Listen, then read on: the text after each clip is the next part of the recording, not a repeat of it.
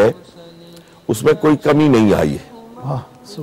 اس کی ضرورت ہے اور یقیناً وہ خوش بخت ہے, بیدار بخت ہے کہ جو اس نعمت کے عطا ہونے پر اپنے رب العالمین کا شکر بجا لاتے ہیں اور اپنے رسول صلی اللہ علیہ وسلم کے ساتھ کمٹمنٹ کے اظہار کے لیے وہ خوشیاں بھی مناتے ہیں اور دین کی حدود کے اندر رہتے ہوئے ہر وہ طریق اختیار کرتے ہیں جس سے دنیا پر حب رسول کے یہ جذبات پوری طرح واضح ہو کر نکھر کر سامنے آ جائیں.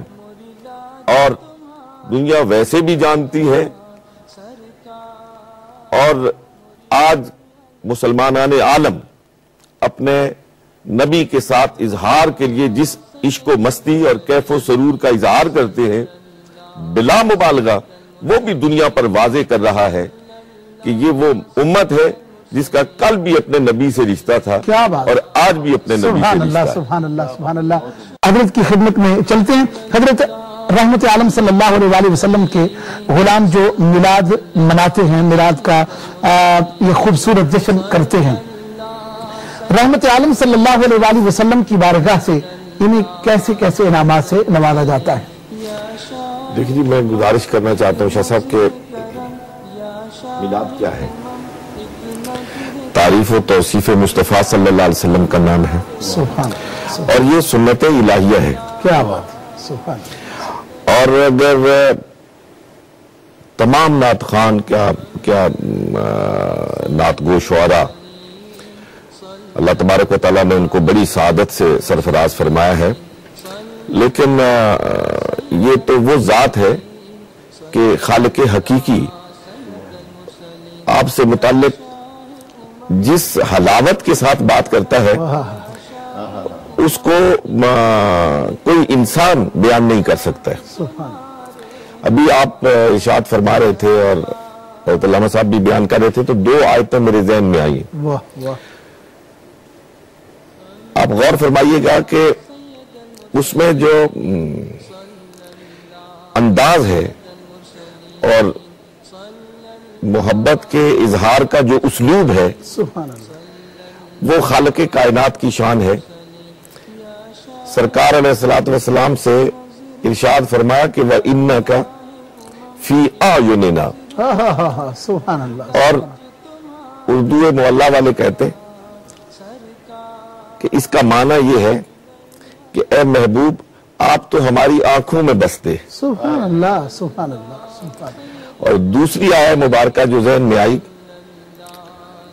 قد نرى تقلب وجهك في السماء, کیا بات, سبحان اللہ سبحان اللہ. کہ میرے محبوب, یہاں علماء اور جو عربی سے تھوڑا بہت تعلق رکھنے والے ناظرین ہیں, سامعین ہیں, وہ جانتے ہیں کہ قد یہاں پہ تحقیق کے لیے کہ بے شک جب تو ہماری طرف دیکھا کرتا تھا ہم تیری طرف دیکھا کرتے کیا تھے. کہنے, سبحان اللہ سبحان. تو یہ سب کا سب کیا ہے؟ یعنی ایک کلیے کے طور پر بیان کیا جا سکتا تھا کہ ہم نے بیت المقدس کے بجائے کعبۃ اللہ کو تمہارے لیے قبلہ بنا دیا ہے, لیکن اس سے پہلے قد نرى تقلب وجهك في السماء. سبحان اللہ سبحان اللہ. اگلی بات جو میں عرض کرنا چاہتا تھا جس کی طرف حضرت علامہ صاحب نے اشارہ فرمایا, شرک اور بدعت کی. دیکھیے اللہ کی شان کیا ہے. قل هو اللہ احد اللہ الصمد لم یلد ولم یولد, نہ اسے کسی نے جنا ہے اور نہ اس نے کسی کو جنا ہے. یہی ہے.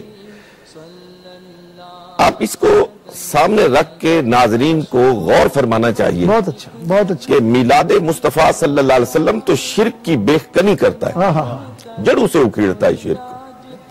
اس لیے کہ میلاد مصطفیٰ منانے والا اس بات کا ڈنکے کی چوٹ پہ اعلان کرتا ہے کہ سید الرسل خاتم الانبیاء جناب محمد الرسول اللہ صلی اللہ علیہ وسلم حضرت عبداللہ کے گھر میں اور حضرت سیدہ آمنہ کی گود میں جلوہ گر ہوئے. واہ واہ واہ, سبحان اللہ سبحان اللہ. تو یہ شرک نہیں ہے، یہ شرک کو بنیادوں سے اکھیڑنا ہے میلاد مصطفیٰ بنانا، اس لیے کہ ہم میلاد منا کے اس بات کا اعلان کرتے ہیں کہ دیگر اقوام کی طرح ہم سید الرسل کو خالق نہیں مانتے ہیں، خدا کی مخلوق مانتے ہیں، معبود نہیں مانتے ہیں، عبد مانتے ہیں، لیکن عبد میں اور عبد ہو میں بقول اقبال بہت فرق ہے۔ عبد دیگر، عبد ہو چیزیں دیگر، سراپا انتظار او منتظر۔ اور بدعت کا جہاں تک تعلق ہے، میں انتہائی اختصار کے ساتھ ایک بات کرنا چاہتا ہوں کہ دیکھیے بدعت کی جو تعریف کی جاتی ہے وہ یہ ہے کہ ضروریات دین میں کسی ایسی چیز کا ایجاد کرنا کہ جو دین کی بنیادی اساس سے متصادم ہو، دین کو اسٹرنگتھن کرنے کے لیے، اس کو مضبوط کرنے کے لیے اور دین کے ابلاغ کے لیے اور اس کو آسان تر کر کے پیش کرنے کے لیے جو چیز کی جاتی ہے اور وہ اساسیات دین سے متصادم نہیں ہوتی، وہ بدعت نہیں ہوتی ہے۔ سبحان اللہ۔ اس کی ایک مثال صرف عرض کرنا چاہتا ہوں اگر آپ اجازت فرمائیں کہ قرآن مجید فرقان حمید ہمارا بیسک سورس ہے۔ بے شک۔ قرآن پر تو کسی کو کوئی شک شبہ نہیں ہے، لیکن کیا کوئی آدمی اس بات کا اعلان کر سکتا ہے کہ سید الرسول خاتم الانبیاء جناب محمد الرسول اللہ صلی اللہ علیہ وسلم کے عہد مبارک میں قرآن یوں بین الدفتین ہمارے پاس موجود تھا کتابی صورت میں؟ اس پہ تو پورا مکالمہ ہے احادیث میں کہ جب سیدنا فاروق اعظم بارگاہ صدیقیت میں حاضر ہوئے اور عرض کیا کہ ہمیں قرآن کو کتابی شکل دینی چاہیے، تو وہ جو مکالمہ ہے آپ اس پہ غور فرمائیں تو حضرت سیدنا صدیق اکبر جو جواب دیتے ہیں بدعت وہاں سے واضح ہو جاتی ہے۔ حضرت سیدنا صدیق اکبر فرماتے ہیں کہ عمر تم مجھے وہ بات کرنے کے لیے کہہ رہے ہو جو رسول اللہ نے نہیں کی ہے، اور حدیث میں آتا ہے کہ ابو بکر انکار کرتے ہیں، عمر اصرار کرتے ہیں۔ سبحان اللہ، سبحان اللہ۔ اور بالآخر حضرت سیدنا ابو بکر فرماتے ہیں کہ حتی شرح اللہ صدری، اللہ اللہ اللہ، یہاں تک کہ اللہ نے میرے سینے کو کھول دیا اور میں عمر کی رائے سے متفق ہو گیا۔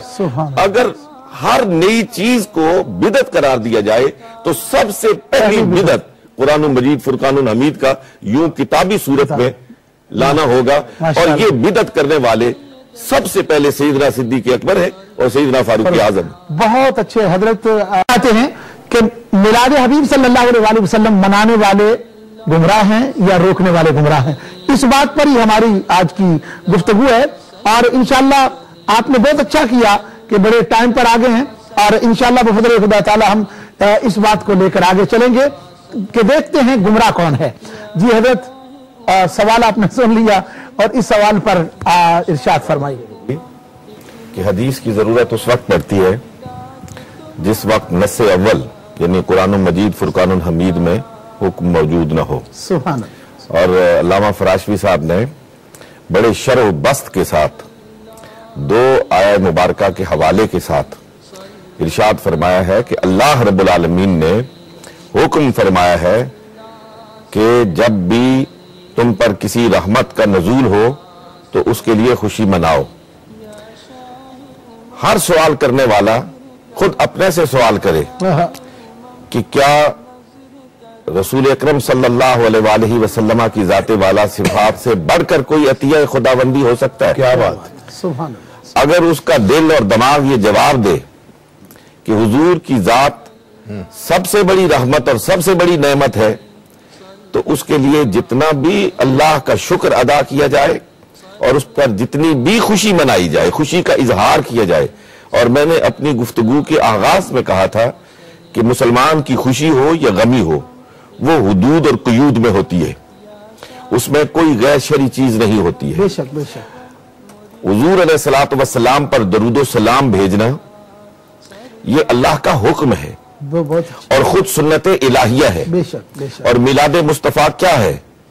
میلاد مصطفیٰ حضور کی تعریف اور توصیف کا نام ہے۔ سبحان اللہ۔ حضور کے جمال کا، ظاہری جمال کا ذکر ہوتا ہے اور حضور کے کمال کا ذکر ہوتا ہے۔ اور یہ جمال ہو یا کمال ہو، ان دونوں کے مجموعے کا نام قرآن مجید فرقان الحمید ہے۔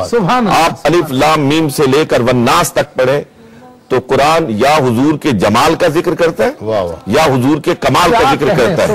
جو قرآن کا پیروکار ہے وہ قرآن کے تتبع میں زندگی بھر حضور کے جمال کا بھی ذکر کرے اور حضور کے کمال کا بھی ذکر کرے۔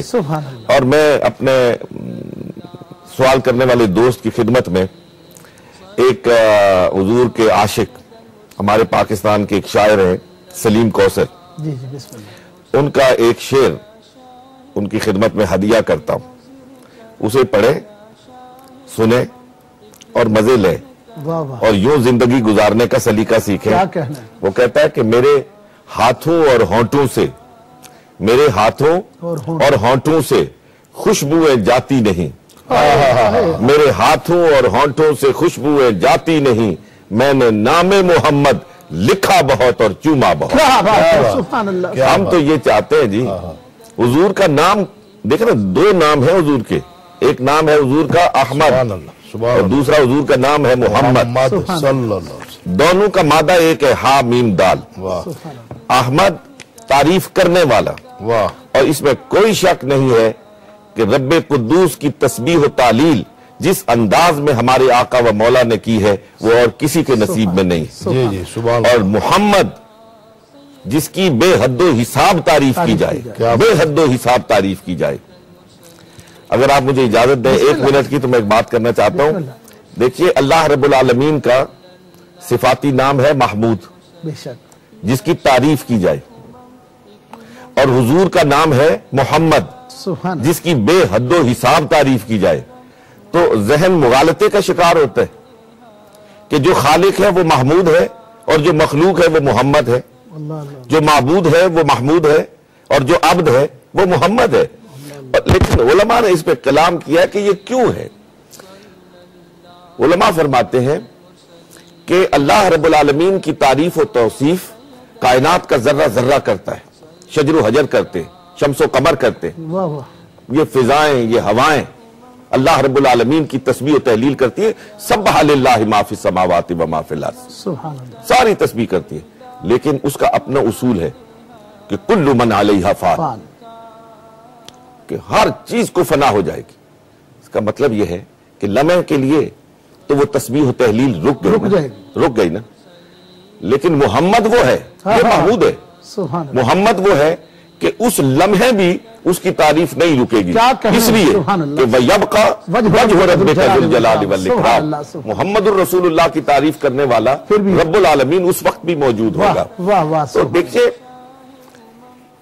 میری گزارش یہ ہے کہ آج کا دور آپ سے تقاضا کرتا ہے کہ اپنے نبی علیہ السلام کے بارے میں محبت کے اظہار کے لیے جو آپ دین کی حدود کے اندر رہتے ہوئے انداز اختیار کر سکتے ہیں اس کو اختیار کرنا آپ کا مذہبی فریضہ بن جاتا ہے۔ بہت اچھا، اس لیے کہ آج دشمنان اسلام، معاندین اسلام آپ کے دلوں سے عقیدہ توحید کو نہیں محبت رسول کو نکالنا چاہتے، بہت اچھا۔ اور آپ جتنے مستشرقین ہیں اور انٹیلسٹ ہیں ان کی کتابیں دیکھیں تو وہ سب اس نقطے پر متفق ہیں کہ جب تک امت مسلمہ کا تعلق، اس کی وابستگی اس ذات کے ساتھ رہے گی، اس پر حکمرانی نہیں کی جا سکتی، اس کی گردنوں پر حکومت کی جا سکتی ہے، اس کے دل پر حکمرانی نہیں کی جا سکتی،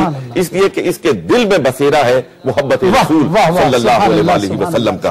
اس لیے جتنے نوجوان سن رہے ہیں میں ان سے یہ گزارش کرنا چاہتا ہوں، وہ کسی بھی مسلک سے، مجھے اس سے کوئی سروکار نہیں ہے کہ وہ کس مسلک سے تعلق رکھتے، کسی فرقے سے تعلق رکھتے، کہ آج کی دنیا میں اگر مسلمان اپنی بقا چاہتا ہے، اگر آج کی دنیا میں مسلمان اپنی عظمت چاہتا ہے، شوکت چاہتا ہے، اور اپنی عظمت رفتہ اور شوکت پارینہ کو آواز دینا چاہتا ہے، تو اس کا ایک ہی رستہ ہے جس کو اقبال نے ہمیں بتایا ہے۔